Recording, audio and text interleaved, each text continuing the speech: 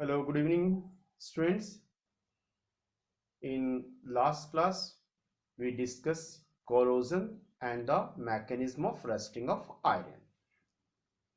Today, we are going to discuss how can we prevent a metal from corrosion or an iron article from rusting. There are a number of methods to prevent the metal from corrosion. The first method is barrier protections. What do you mean by barrier protections? In this method, a barrier film is introduced between iron and the moisture containing oxygen by painting the surface of iron or by electroplating the iron with non-corrosive metal like nickel, chromium, copper, etc. Suppose this is an iron article. Okay, ये iron का एक article है, इसको हमको बचाना है किससे? Rusting से। तो हम कैसे बचाएंगे इसको रस्टिंग से? तो बोला है कि आयरन और moisture containing oxygen, atmospheric oxygen के बीच में एक प्रोटेक्टिव लेयर यहां लगाना पड़ेगा।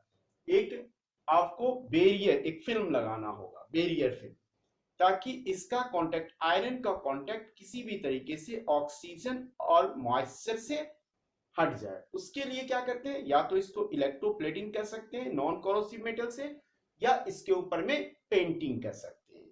तो ये पहला मेथड हुआ, ताकि इसका कांटेक्ट एटमॉस्फेरिक ऑक्सीजन और मॉइस्चर से नहीं हो। ठीक है। सेकेंड है सैक्रिफिशियल प्रोटेक्शंस। इसमें हम लोग करते हैं क्या बेटा? एक मेटल को बचाने के लिए, अगर इस मेटल को बचाना है तो हम किसी दूसरे मेटल को क्या कर देंगे? इसके लिए बलिदान कर देंगे, सेक्रीफाइस कर देंगे। ठीक है ना? In this method the surface of iron is covered with more active metals like zinc. Okay, this metal loses electron in preference to iron and hence prevents the rusting of iron. ठीक है। यहां पे क्या करना है? जैसे इस metal का टुकड़ा, इस आयरन को बचाना है रस्टिंग से, तो क्या करना है कि इसको कवर कर देना है। अब लेस एक्टिव मेटल से नहीं, मोर एक्टिव मेटल जैसे जिंक से कवर कर देना है। ठीक है, जिंक से, जिंक मेटल का कवर कर देना है इसके ऊपर में। ठीक है। और zinc metal is generally used for protecting iron and the process is known as galvanization. जब इसमें जिंक का कोटिंग कर देंगे तो उसको क्या बोलते हैं? गैल्वेनाइजेशन बोलते हैं। यहां पे क्या होगा? जिंक का क्या होगा? आपको ऑक्सीडेशन होना चालू हो जाएगा, आयरन का ऑक्सीडेशन नहीं होगा। अगर ये एटमॉस्फेरिक ऑक्सीजन या मॉइस्चर के कांटेक्ट में आया तो जिंक का होगा ऑक्सीडेशन, आयरन का ऑक्सीडेशन नहीं होगा, क्योंकि zinc is more reactive than iron। ठीक है ना? उसका रिडक्शन पोटेंशियल कम है, इसीलिए उसका ऑक्सीडेशन होगा, आयरन का ऑक्सीडेशन नहीं होगा। ठीक है ना? However, the covering metal like zinc metal gets consumed in due course of time। ठीक है ना? वो धीरे धीरे क्या होता है? जो कवरिंग मेटल है जिंक मेटल, वो धीरे धीरे क्या होता जाता है बेटा? खत्म होने लगता है। लेकिन but so long as it is present, even the nearby uncovered surface do not gets rusted। जब तक ये मौजूद रहेगा, अगर इसमें स्क्रैच भी आ जाएगा तो इसमें रस्टिंग नहीं होगा। जबकि बैरियर प्रोटेक्शन में ये प्रॉब्लम था। बैरियर प्रोटेक्शन में क्या प्रॉब्लम था बेटा?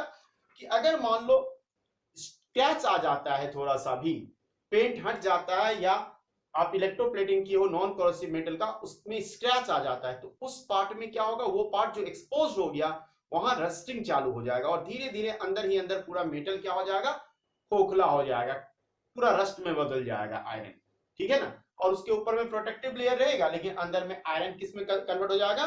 रस्ट में कन्वर्ट हो जाएगा। लेकिन in case of sacrificial protection, ठीक है ना, अगर स्क्रैच आ भी जाता है, ठीक है ना, तब भी रस्टिंग नहीं होगा आयरन का। क्यों?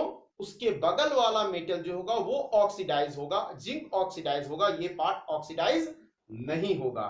ठीक है ना? और हम बताएं कि zinc metal is generally used for protecting iron in this method, and this process is known as galvanization. इस प्रोसेस को हम लोग क्या बोलते हैं बेटा? galvanization बोलते हैं. ठीक है, तो zinc, magnesium, aluminium powder dissolved in paint can also be applied as a protective layer in this case. ठीक है ना, ये चीज क्लियर है. अब नेक्स्ट मेथड जो है दैट इज इलेक्ट्रिकल प्रोटेक्शंस या कैथोडिक प्रोटेक्शंस है. पहले इसको नोट कर लो आप लोग, पहले नोट कर लो आप लोग इसको. तो हम लोग जिक्र कर रहे थे preventions of corrosion, methods to prevent the corrosion of metals. ठीक है ना. इन द प्रीवियस लेक्चर हम लोग देखे हैं क्या चीज कि दो मेथड, एक बैरियर प्रोटेक्शन मेथड है और दूसरा क्या है? Sacrificial protection method to protect the metal from corrosion. Now the third method is cathodic protections.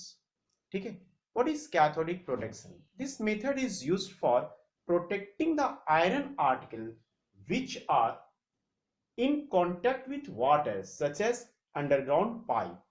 The article of iron is connected with more active metals like magnesium or zinc. More active metal acts as anode and loses electron in preference to iron. Okay, and iron acts as cathode. That's why it is known as cathodic protection. तो यहाँ पे भी वही चीज हो रहा है, sacrificial protection की तरह यही हो रहा है. तो यहाँ पे क्या करते हैं, उस पाइप को क्या करते हैं, कनेक्ट कर देते हैं, कंडक्टिंग मटेरियल से कनेक्ट कर देते हैं. किससे? जिसका रस्टिंग होने वाला है, उस पाइप को कनेक्ट कर देते हैं मैग्नीशियम मेटल के साथ या कोई एक्टिव मेटल जिंक के साथ. तो क्या होता है, ये एक इलेक्ट्रोकेमिकल सेल बना लेता है. ठीक है, magnesium has more tendency to lose electron as compared to iron, या zinc has more tendency to lose electron as compared to iron. तो उस मैग्नीशियम या जिंक का क्या हो जाएगा? ऑक्सीडेशन हो जाएगा. वहां से जो इलेक्ट्रॉन निकलेगा वो यहाँ आएगा. यहाँ पे क्या हो जाएगा?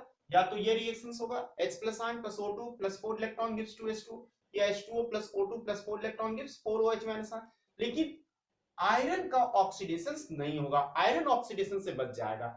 जब तक ये आपको मेटल है तब तक आयरन का रस्टिंग नहीं होगा, जब तक इसके कांटेक्ट में ये मेटल है.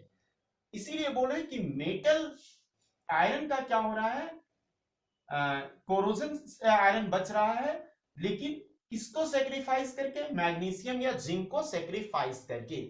और इसको हम लोग कैथोडिक प्रोटेक्शन इसलिए बोले क्योंकि यहाँ पे ये आयरन किसकी तरह काम कर रहा है? कैथोड की तरह काम कर रहा है. और नेक्स्ट मेथड जो है बेटा वो है use of anti rust solution. Anti rust solution होता क्या है? तो the alkaline solution of some phosphate and chromate. ठीक है ना, इस एंटी रस्ट सॉल्यूशंस को यूज करते हैं हम लोग. ठीक है ना, इसमें मेटल को डाल करके निकालते हैं, इसके ऊपर में एक लेयर पड़ जाता है, प्रोटेक्टिव लेयर पड़ जाता है.